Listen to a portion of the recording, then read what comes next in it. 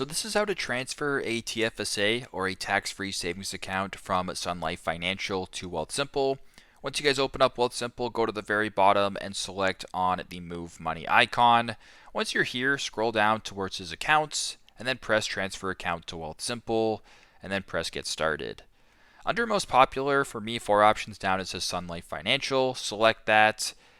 Now you can either sign into the account through the app for a bit of a faster experience, or you can go to the bottom and enter the information manually. I will select that. Then press TFSA at the top and press Next. Then once you're here, you can follow and answer the required information. And once that is all done, you should be able to have successfully transferred the TFSA over from Sun Life Financial to Wealthsimple Trade. Thanks again for watching and hope this helps.